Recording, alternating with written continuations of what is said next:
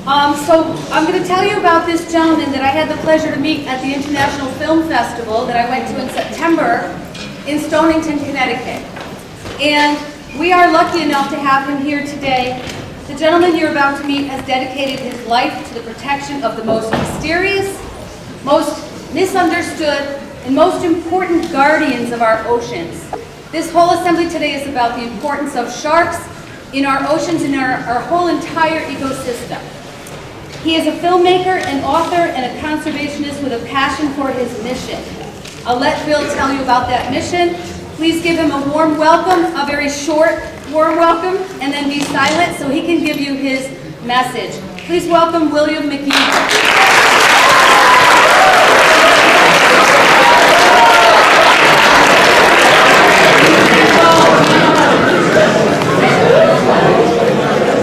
Thank you very much for that introduction.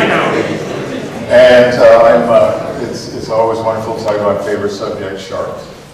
How many people have seen some Jaws? Just about everybody. And how many people are scared to go in the water because of Jaws? Yeah. That movie should be banned, by the way. That created something that is a myth that persists with us 50 years after it was made. In any event, I had a previous job before I became a conservationist and was working in healthcare for a financial firm. And as a philosopher once said, never underestimate the directions your life can take when things change. And that was true for me. I did a 180-degree turn from what I was doing. And if we can start the show here, I want to share with you my journey.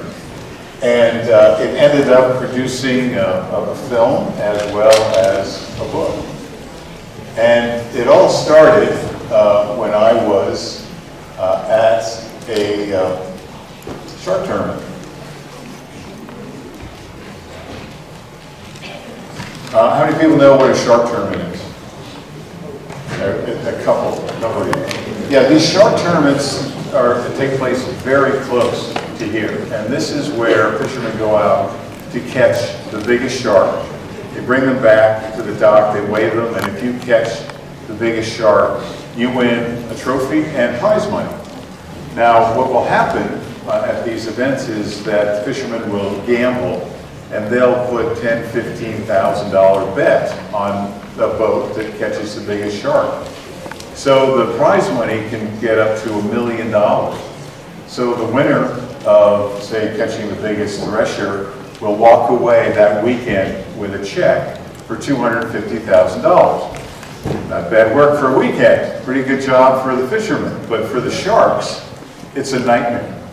They come back to the dock, they're dissected, and you can see here just some examples of the sharks brought back. They're literally cut apart and thrown into the garbage. And that shark on the left really affected me. It kind of broke my heart. Sharks actually have eyelids. That covers their eyes when they go into their prey. And so I decided I'm going to go out and I'm going to understand about this, what's going on here. And I thought there's got to be a way to put an end to these shark tournaments, but maybe sharks are dangerous, and so what? So I started this journey to find out all about sharks.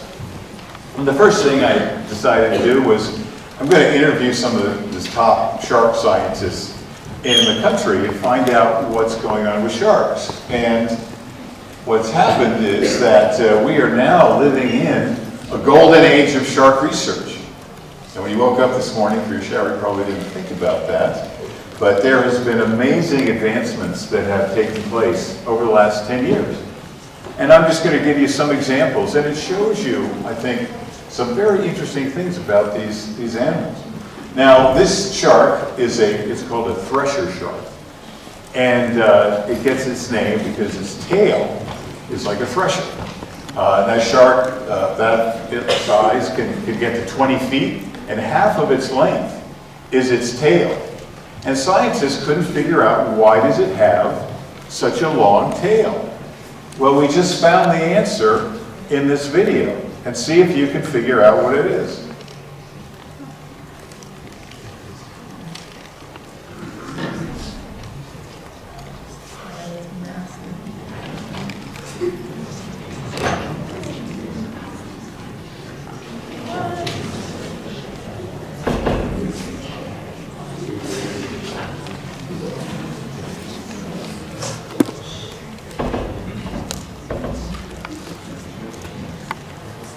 You can see what the shark was doing there. He was using its tail to hunt and using it as a whip to hit bait fish and turn around and eat them. That's the only fish in the ocean that uses its tail as a weapon. And I think actually all the animals on the planet, the only one that uses its tail to hunt. So that was just one of many things I discovered. Now this is a hammerhead.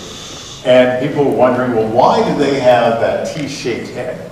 What do they got going on there with the eyes? And so they did a study, and they found out that the shark has 360-degree vision. It can see all around it, up, down, sideways, and it has all of this scientific gear, like an F-35 jet, in that head. It can sense electrical fields. And it doesn't have to see that field, it can sense it. So they can look for stingrays that are hiding in the sand, and they know they're there because of the electrical signal. And you can also just see, I think, how beautiful these animals are. They've been around for 450 million years. Evolution has shaped them. Look at that's the dorsal fin at the top. That's actually so big that the shark will swim on its side and will use its dorsal fin as a sail. So it has to use less energy when it's swimming. We didn't know that until just a couple of years ago. Hammerhead sharks can grow to 20 feet, weigh almost a ton, 2,000 pounds. You can see here the mating of sharks. It's a little tough on the males, grab the females as part of the process. They leave scars on the females.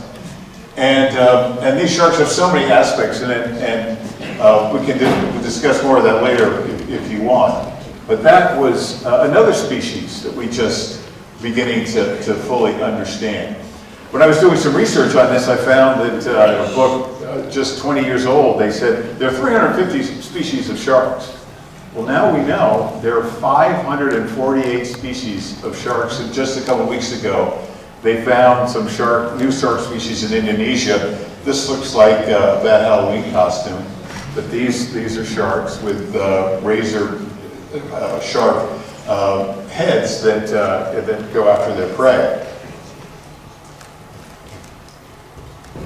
Now, the other thing is that we've been able to tag sharks and find out where they go. We didn't have any idea where they went, how deep they went. And this was a tag that was put on a great white shark. Great white sharks are not the biggest of all the sharks, but certainly the ones most renowned. And I think you'll find this is the result of the tag study. So I can get this.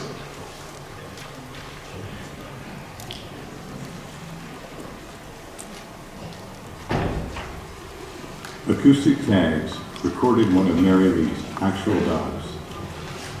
She slips past 500 feet, the end of the sunlit zone. A free diver died after touching this depth. At 1,000 feet, Mary Lee matches the record of a scuba diver. At 1,200 feet, German U-boats imploded from the intense water pressure. At 1,750 feet, now beats the maximum depth of a U.S. nuclear-powered submarine. She powers through 2,700 feet, equal to the world's tallest building.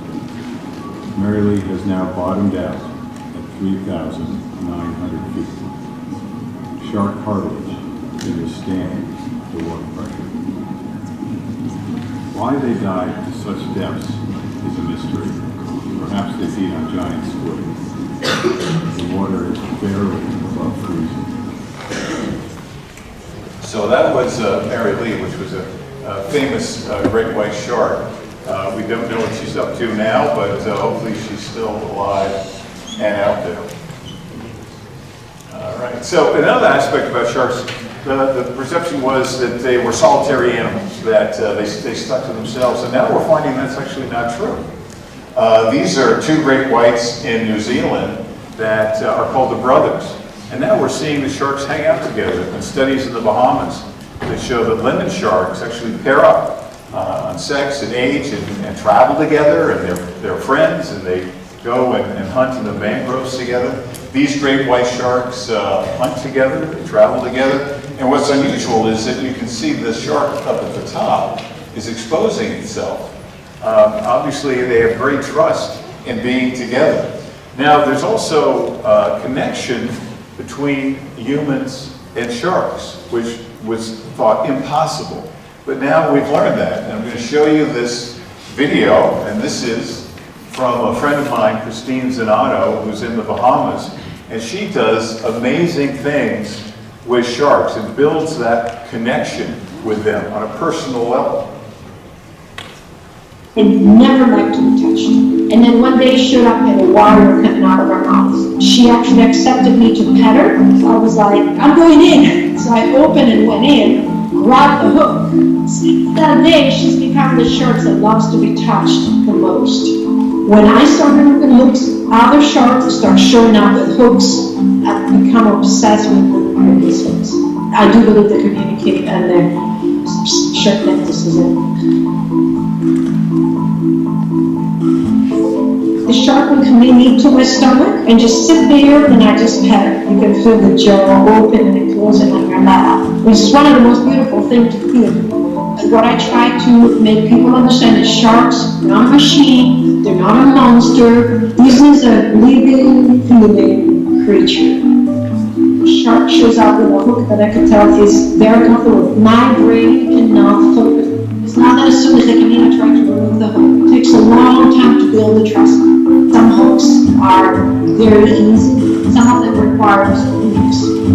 For as feared as they are, it's one of the most vulnerable animals. Their vulnerability that we want to protect them. It was a childhood dream. My dream job was to be an underwater scuba ranger. Go roam around the oceans of the world and make sure that the reef is protected, and I will help sharks with friends. I had the opportunity to take a trip to learn how to scuba dive in the Bahamas. I did my shark feeding dive, and I was just like, they dive with sharks, they work with sharks. I went back home and dropped everything. Told them I said, I'll be back in a year, and moved to the Bahamas 24 years ago.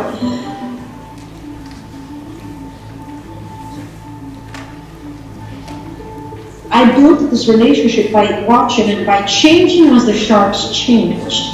It's such an easy animal to be with. I read the sharks the same way I try to read my dogs. I actually read my sharks better than I read my dogs. I can see when a shark is having an uncomfortable day, and I can tell when the sharks are mellow. The food is what allows the sharks to come close enough for me to reach out and pet. They've done similar studies in the Bahamas with tiger sharks. Tiger sharks are considered the most dangerous shark, and certainly respectable tiger sharks. But they have a sense that a human might be able to help them.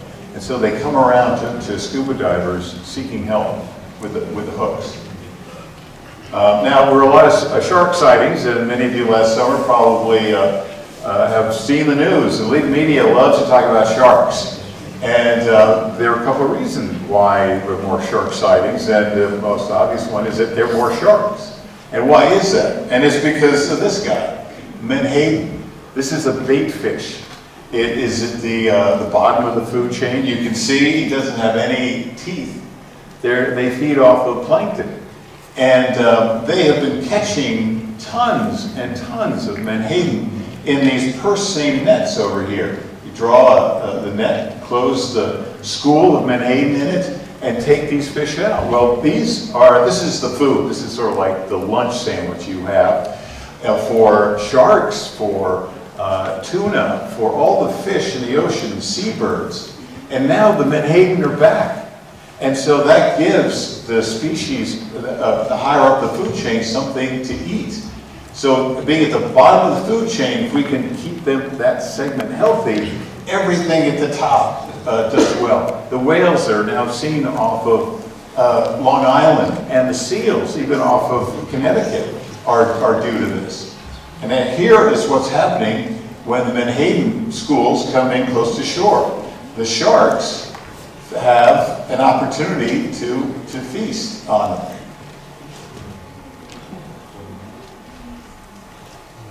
And I can get this video started. All right, well, we'll move on. So the other reason is that the seals up in the Cape Cod area, they've received protection from the Marine Mammal Protection Act, and the seals are back. So the seals are eaten by the great whites. So the great whites are making a comeback, which hasn't been the case for decades. Now, the truth of the matter is that these sharks, when we tagged and we know where they are, they swim right up to the beach. They've got their nose practically in the sand. And this is their job. They're hunting. And so sharks are all around us. Now, they may see you, and that's fine, but they're not interested in us. They're interested in fish. That's what they need to eat. And so they're all around us. And to try to put all this into perspective, I want to eliminate the emotional part of it and look at what's happening with attacks. Now, I don't like the word attacks anymore. In fact, in Australia, they have now said you can't use the word attacks, you have to use the word encounters. Because that's exactly what it is. It's the equivalent of running into a dog, and you may get a little bite on your ankle. And if you look at where these encounters take place, the vast majority are here in the United States. And the reason is that we have two long coastlines and lots of people going to the beach more than any other country. So we are the center for these encounters. And Florida is number one. And the reason is that if you look at why, it's because of surfers. And the surfers are out there and they're having fun, they're paddling around, but they're splashing, they're creating a lot of noise. As a shark is moving along the bottom and looking up, it sees the surfboard and it sees the surfer and it looks like a prey item, like a seal or a turtle. So again, the sharks are after prey, they're not after us. And scuba diving, very safe. Snorkeling, very safe. Because they can see the person, they can see who it is, and it's not on the menu. Now, if you look at the shark encounters over time, by decade, there has been an increase decade by decade. And you'll see something on Shark Week that will say, well, attacks are going up. Every decade, the sharks are running out of foods. They're coming in to eat us. And it's utter nonsense. The reality is that beginning in year 1950, 1960, the population of the United States exploded. It's 150 million in 1950. Now we're up to what, 330 million? So when you have more people going to the beach, and those people are going to be going into the water, that's where you're going to have an encounter and something can happen. It's not that the sharks are looking for us or interested in a snack. It's just strictly we're bumping into them in their world, in their wilderness. Now, in the United States, shark attacks are actually down.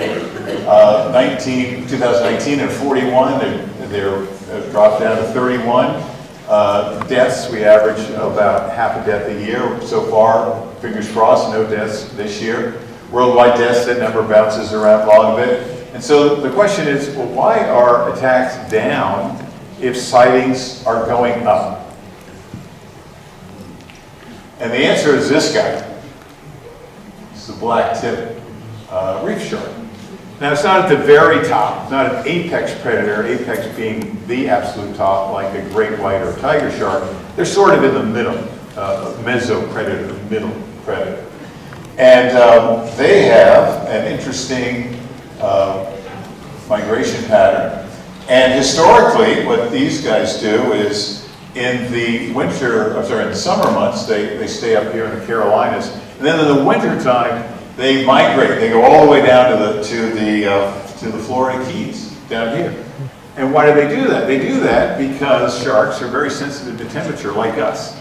They like a certain temperature. I like 72 degrees, and it turns out that's what the blacktip likes as well, 72 degrees temperature. So when they come down the Florida bight or coast, they're running into the surfers that are all along the Florida coast, like the cities like Smyrna Beach, etc. Well, what's happened because of global warming, there's been a shift in their migration pattern. So now, in the summer months, to get to the cool water that they want, that low 70s, they've got to come all the way up here to Long Island, to these waters. So there are a lot more blacktip sharks around. And in the winter months, they don't have to go all the way down to the Florida Keys. They can kind of take a break and stop up around northern Florida. And the increase in water to ocean temperature has been about 3 degrees Fahrenheit over the last several decades. And this sort of impact is happening to other shark species and other species of fish all over the planet. There used to be lobsters that would be in Long Island Sound. They're gone, it's too hot, they die when the water gets too warm. So now you gotta go all the way up to Maine. So it'll go on and on with all the species, but the sharks, because they're not in Florida, they're not having encounters, so the shark attacks are down. So don't believe what they say on Shark Week, shark attacks. Oh, they're coming after us. Now we can deal with shark encounters in a way. We can use our intelligence. On the right-hand side, drones are a great way to help. You put a drone out there, if it sees a shark, radio sends back the image, and the lifeguards can tell everybody, all right, out of the water, shark goes by, get back in the water, everything is fine. There's some really creative ideas out there. There are sea snake wetsuits. Sea snakes are poisonous, and sharks know that. And sea snakes have alternating bands of white and black, so the wetsuits look exactly like that. But the one thing that doesn't work is drum lines and killing sharks. And you'll hear about that because of the sharks, the great whites that are up in Cape Cod. And you can have a shark come in and kill it, and you think, aha, we're making ourselves safer, but there's going to be another shark that's going to swim in there. These animals will travel 90 miles a day. So it doesn't do any good to cull them. So if you have a discussion about that with someone, you can mention that.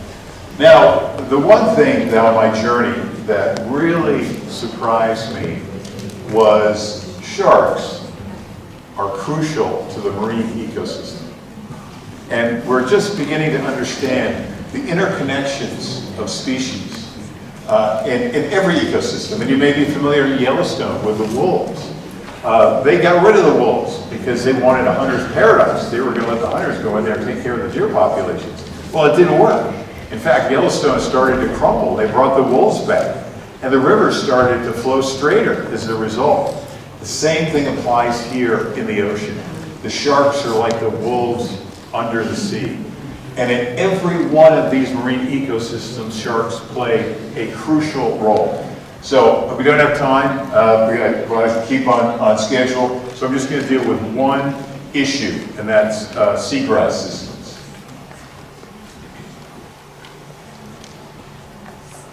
So we've been working on tiger sharks in the seagrass ecosystem in Western Australia that looks a lot like seagrass should have all around the world maybe centuries ago before people started affecting these systems. And what we've been trying to figure out is what would happen if we lost tiger sharks. Why we want to know this is that seagrasses are really important for lots of reasons. First and foremost, they provide food and habitat for small fish, shrimps, crabs. They grow up to be important in food webs, but are also species that people want to catch and eat. And so we need to make sure we're protecting seagrass ecosystems for that reason. But it also turns out that they're important for climate change because they store a lot of carbon dioxide. The seagrass pulls carbon dioxide out of the atmosphere, builds up more seagrass, and then when that seagrass dies, it gets buried. So it's kind of sequestering carbon. So if we lose seagrasses, that carbon dioxide is going to end up in the atmosphere and may make things worse for climate change. Seagrass grows almost everywhere along the world's coastlines.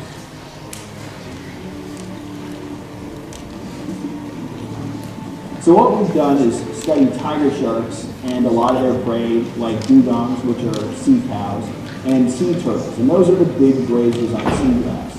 What we've found is that the tiger sharks change where these big grazers feed. And where it's really dangerous, there are lots of tiger sharks, those grazers spend almost no time there. And that kind of protects the seagrass. So we get these really big, dense forests of seagrass that provide great habitat and also sequester lots of carbon dioxide. Now in those areas where the sharks aren't as dangerous and the big grazers spend their time, you have very little seagrass. It looks like a really closely cropped lawn. Not a lot of carbon being buried, and also not a lot of place for the little fish to hide and grow up. And so what that showed us is that the tiger sharks really are controlling not just where the big grazers are spending their time, but actually the seagrass beds themselves. So what we're seeing in this one situation is that sharks are probably critical to maintaining the health of oceans. When it comes to big animals like tiger sharks, there is really no other animal that can fill their role. There's no other species out there that can threaten adult sea cows. There's no other species that can, tear through a turtle shell so effectively and control their populations. Tiger sharks also consume garbage, including tires and license plates. Well, that gives you some sense for seagrass, how crucial tiger sharks are. Now, in spite of the importance that sharks play in the ecosystem, they are facing the greatest threat in their 450 million years on the planet. And the reason is, well, multifaceted, but we are overfishing sharks, and part of the reason is because of longline fishing. And this is a way for the Asian fishing fleets and U.S. fishing fleets to catch lots of tuna. You put one line in the water, and it's about 100, 150 miles long, and you put a baited hook at intervals of maybe 10 yards. So you've got one line with literally tens of thousands of hooks, and you're going to catch not just tuna, but a lot of other things. And sea turtles is one of them. 300,000 sea turtles die every year. Seabirds get caught in the hook, they get pulled underwater, and they drown. Another 400,000 seabirds die every year. And of course, sharks get caught on the line. Now they could let the sharks go, but they don't want to, because they know that there's a market for those fins. And those fins go into Chinese shark fin soup. Now, if you look at the reason they're eating shark fin soup, you have to go back to 1000 AD, when the emperors ruled China. And the emperors would eat shark fin soup. It was a way of showing their status, because it was so difficult to get shark fins. And so over the centuries, there's been a perception if you eat shark fin soup, you are, of course, eating a shark, you're getting powerful, and you have the great prestige. But the reality is shark fin soup is horrible. They have to spice it up to make it palatable, and it doesn't make you big and strong. It's sort of like eating Michael Jordan and thinking you're going to be a great basketball player. It doesn't work that way. And so here's a clip about what's happening out on the high seas. Should we, it's the, oh, okay. All right.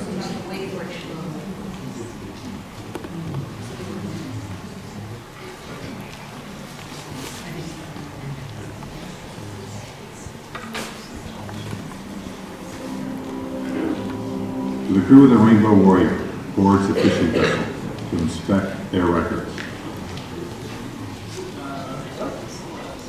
Logbook really didn't line up for the amount of time that it had been at sea already, which was more than 2 months.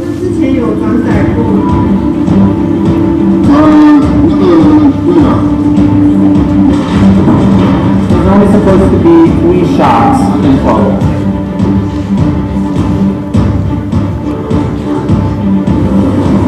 And the last freezer hold we checked, we found 3 sets of shark fins.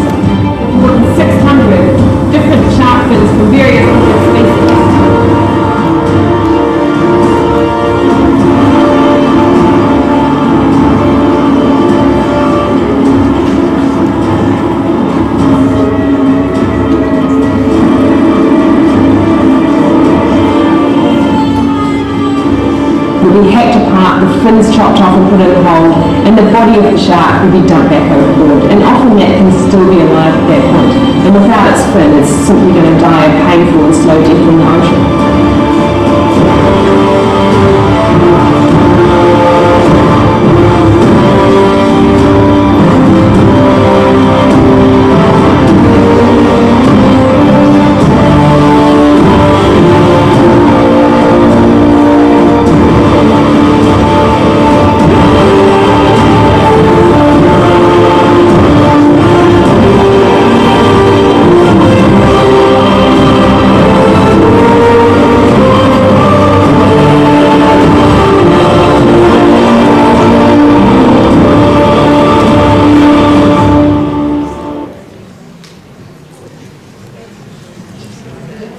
Bottom line is 100 million sharks are killed every year.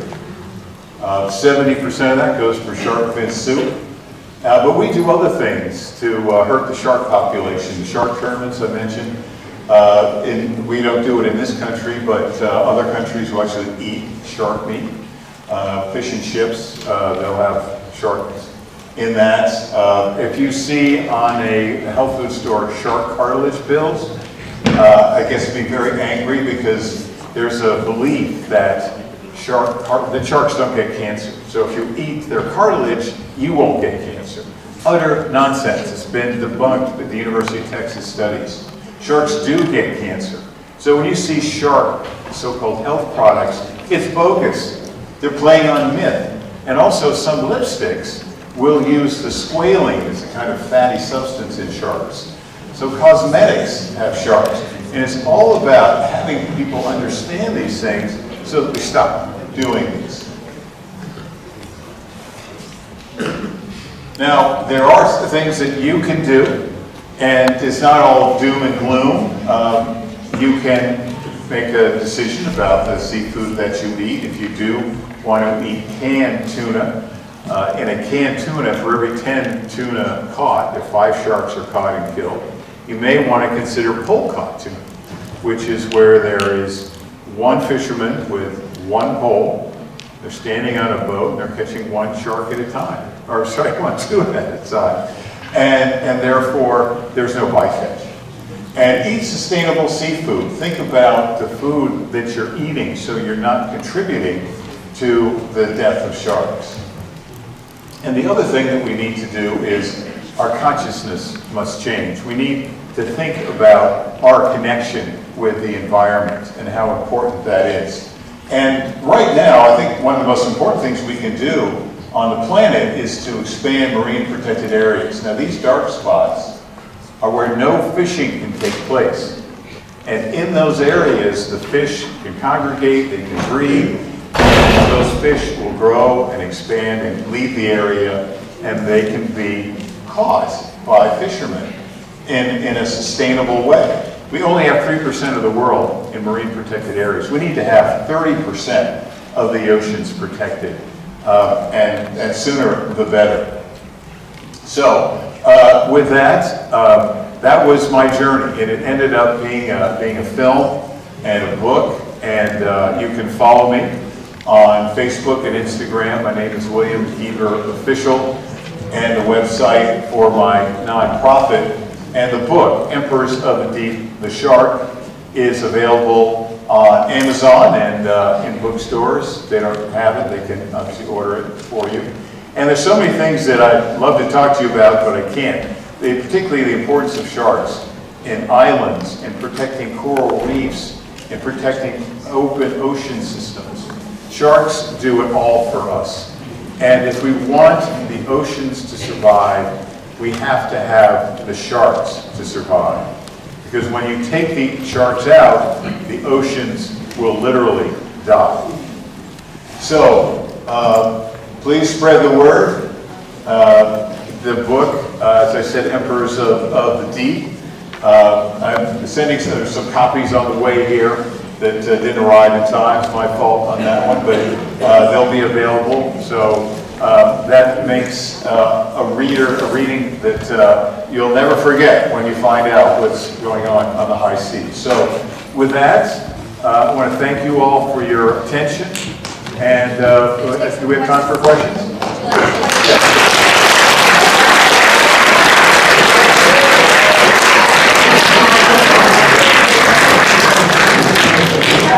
So who has any questions for Bill? Is there anybody here who's thinking of possibly going into marine biology as a future academic pursuit or career, or anything to do with filmmaking or writing? What, do you have a question for Bill about any of those fields?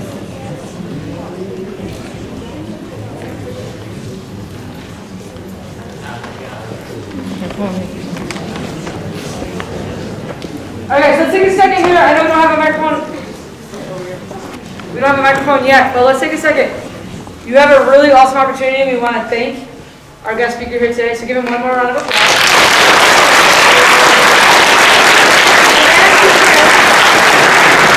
As he said, and I know we're putting you on the spot a little bit here, but as he said, he has a lot more to offer you guys. He's got a lot more knowledge and experiences to share. So you learned a lot right now. I want you to take a second, reflect and think about what you learned, and let's come up with a couple good questions, because this opportunity doesn't come to us every day. So let's make the most of it. It could be about, and I know that Mr. Shea was saying it could be about how we got into the film side of things, how we got into the environmental side of things. It could be like the crazy, I'll ask a question. What's the craziest thing that you've experienced while out to sea? That's a great question. Thank you. In the beginning, there was a picture of me with all these sharks, and in the film, the sharks were swimming around me just the way they were with Christine Zanato in the Bahamas. And these sharks don't come over because they want to be friends. They're coming over because we're giving them food. We're bribing them. And so we have a skewer, and at the end of the skewer, we put a fish. And so I had the photographer taking the pictures. I was there, and the woman would help the fish out. And one time she got too close, and she put the fish literally about a foot away from my face. And I wanted to scream out to her, "You're too close, you gotta back up." And out of the back, or the corner of my eye, I saw a black-tip shark. Was very interested in that and started swimming right at me. And something inside of me said, "Don't move." And the shark came by. Fortunately, it went for the fish on the skewer. But when it went by, it hit me in the face with its pectoral fin, that fin on the side. It hit me in the face. And I discovered that sharks are actually covered with a thin film. And actually, a lot of fish have this. It protects them from bacteria and viruses, and that film got off on my face. So I was covered literally with shark slime. And I was so excited, one, I had survived, and number two, I had this memento. I didn't wash my face for days. I walked around with slime all over my cheek. It was a great experience, and that actually showed me that, again, these myths that are out there. And unfortunately, we live in a world of myths. It's not a political statement. It's true of mankind. In fact, we've lived with myths for thousands of years, going back to the Romans and the Greeks and Zeus and all the gods. We've just changed the names. We still have myths. And as students, it's a wonderful opportunity to skillfully develop your abilities to understand what's myth and what's truth. And this journey for me was all about truth, that I understood and could dispel the myth about sharks. And so just a thought when you're in your classes to think about, maybe working with your teachers, really digging into what's real truth. Very hard to find in this world today. Excellent, thank you. Somebody have another question? Let's try to get two more questions out before the end community. Yes, sir. What sharks have you swam with? He asked, what types of sharks have you swam with? Thank you, good question. So I've had the pleasure of diving with all kinds of species. In South Africa, I went diving with a great white shark. I was in a cage on that one. And in Florida, I go there They have Florida shark diving, where they don't have a cage. I was able to swim with bull sharks. Bull sharks are unique in that they can swim in fresh water. So they go up rivers. There was one discovered in the Mississippi a couple of years ago.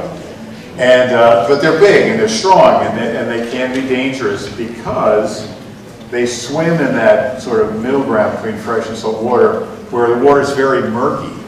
And so they get confused, they're not sure what is in front of them, and there may be an encounter. Now, when I was swimming, I was out in the open, it was clear as day, and this bull shark was maybe 10 yards away, and he just kind of swimming around me in a circle, and I was looking at him, and it was a great experience. And you know what happened? He got bored, swam off. But I had a thrill. That was very exciting. So I'd encourage you to have an encounter with a shark. There are shark diving operations in Rhode Island, Delta Montauk. I'm going to suggest to the school, do you have where you have these road trips, or what do you call and do something like that. Have an experience with a shark. And it doesn't have to be a shark. Experience nature. Get out. Feel what that interconnection is like. And see how valuable it is, and how we must fight to protect it, and how you, as the next generation coming up, someday you'll be the leaders. Someday you'll be standing up here and lecturing people and making the laws. And so it's very important that you understand these things, so when you take over, you don't do what the previous generation did, which was to abuse the planet. So you're up on deck here in a few years, and be ready for it, and think about these things. Excellent, thank you. Good question. What's the biggest shark you've ever touched? The biggest shark I ever touched was a great white. I put my hand through the cage, and as he went by, I waited until I got to the tail section, and I touched his tail. And the sharks have kind of a sandpaper, but when you go with the grain, it's actually very smooth.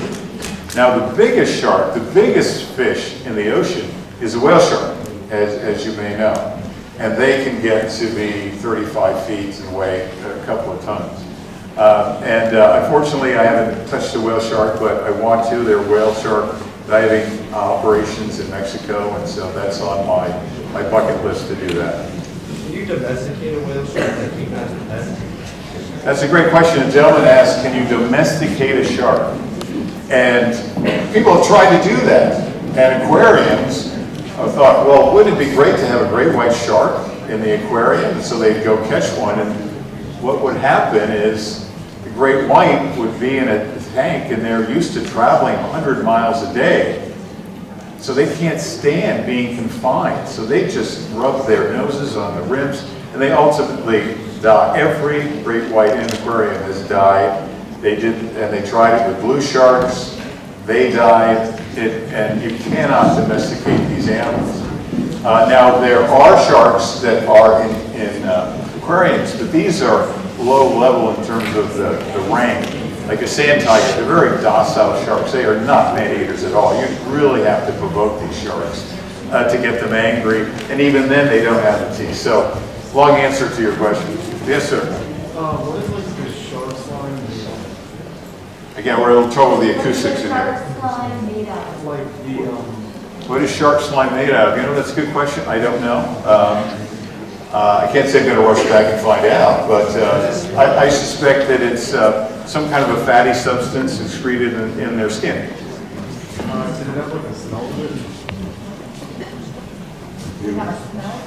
Do they have? No, it did not. Yes, ma'am. What happened to Marilyn? How come you can't find her? Yeah, a question about what happened to Mary Lee, the great white shark. Well, she was pinging when she would rise to the surface, and then it stopped. And we really don't know why it stopped. Hopefully she's alive. The tag could have fallen off, or she could have been killed. We just don't know. But with 100 million sharks being killed every year, I worry about these sharks that are out in the deep oceans. Excellent.